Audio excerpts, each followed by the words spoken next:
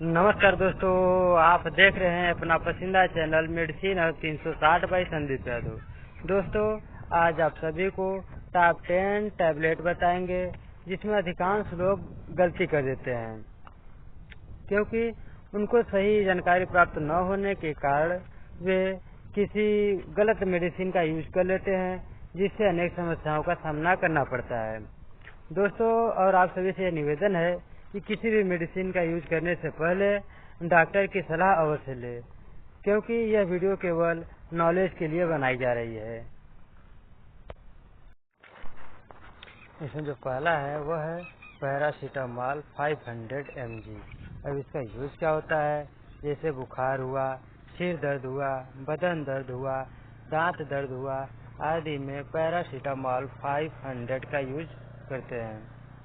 और इसका डोज क्या होती है कि जो एडल्ट होते हैं, यानी जो वयस्क होते हैं, एक टेबलेट यानी जो 500 mg का होता है, हर 4 से 6 घंटे के अंदर वो भी जरूरत के अनुसार लेना चाहिए।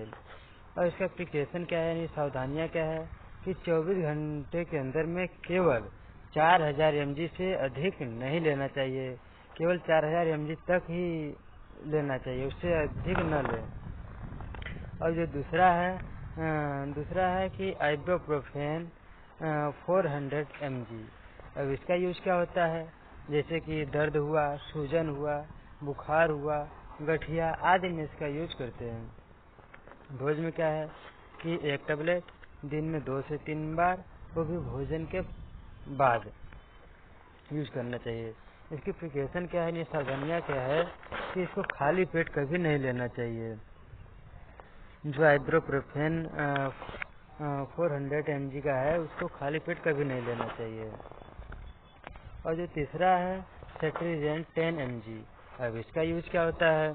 जैसे कि एलर्जी हुआ, छींक हुआ, नाक बह रहा हो, खुजली हो रही हो, उसके लिए सेट्रिजिन 10 mg का टेबलेट लेना जरूरी होता है। अब इसका डोज क्या होता है कि एक टेबलेट वो भी रात्रि में लेना चाहिए, क्योंकि इसकी सावधानियां क्या है, क्योंकि इसका जो यूज करने से जो होता है नींद और चक्कर आ सकता है, इसलिए इसको रात में सोते समय लेना चाहिए। और चौथा जो है पेंटाप्राजोल 40 mg। अब इसका यूज क्या होता है?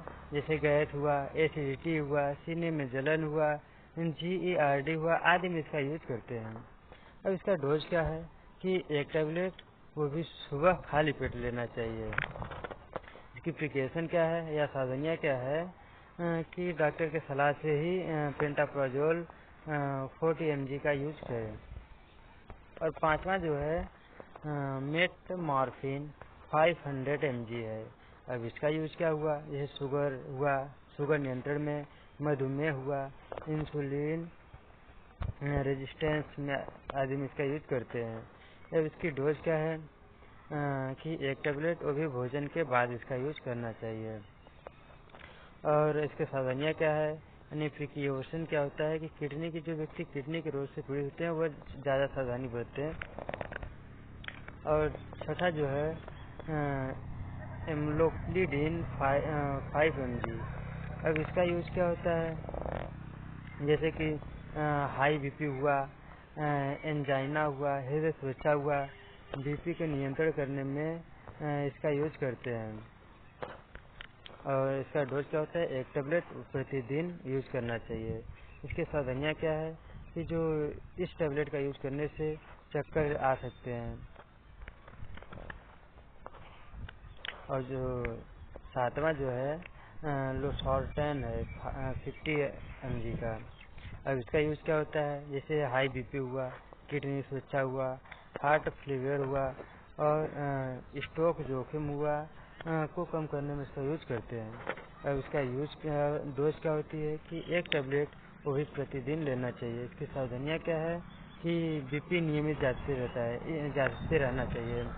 मतलब कि जो लोसर्टेन 50 mg का होता है, इसका यूज करते रहे और प्रतिदिन अपने बीपी का चेक कराते रहे। और जो आठवां है एजिथ्रोमाइसिन 500 mg है। अब इसका यूज क्या होता है? जैसे हुआ गले, कान, फेफड़े, त्वचा के संक्रमण के लिए, इसकी डोज क्या होती है, केवल डॉक्टरों द्वारा निर्धारित होती है, क्योंकि सभी के लिए सभी प्रकार मतलब एक समान डोज नहीं दिया जाता है। अब इसका प्रिकॉशन क्या होता है, यानी सावधानियाँ क्या है। एंटीबायोटिक बिना डॉक्टर के सलाह से नहीं लेना चाहिए। और जो नवा है वह है डाइक्लोमीन 20 mg का। अब इसका यूज क्या होता है, जैसे पेट दर्द हुआ, ऐठन हो रहा हो पेट में, IBS हो रहा हो, अब मरुड़ हो रहा हो, पेट में मरुड़ होता है ना जिससे, उसके लिए। और इसका एप्लीकेशन क्या है, सावधानियाँ क्या है कि इसका यूज करने से नींद और चक्कर जैसी समस्याएं का सामना करना पड़ सकता है। और जो 10वां है और अंतिम जो है वह ऑनडेंसेट्रॉन 4 mg का। अब इसका यूज क्या होता है, जैसे उल्टी हुआ, मचली हो रहा हो, यात्रा में उल्टी, दवा होने से होने वाली जो उल्टी होती है उसके लिए। अब इसकी डोज क्या होती है कि 1 टैबलेट, वो भी ज़रूरत के अनुसार, अनावश्यक रूप से किसी मेडिसिन का यूज ना करें। और इसकी सावधानियाँ क्या है कि डॉक्टर की सलाह से ही यूज करें। और जो बेहद ज़रूरी सूचना यह है कि यह केवल सामान्य जानकारी है। दवा की सही खुराक, उम्र, वजन और बीमारी के अनुसार बदल सकती है। डॉक्टर की सलाह के बिना दवा शुरू न करें। आज के लिए बस इतना ही। आशा है कि यह वीडियो आपको पसंद आया हो तो लाइक, शेयर और कमेंट करना ना भूले। ऐसे मज़ेदार वीडियो पाने के लिए मेडिसिन हब 360 को सब्सक्राइब अवश्य करें।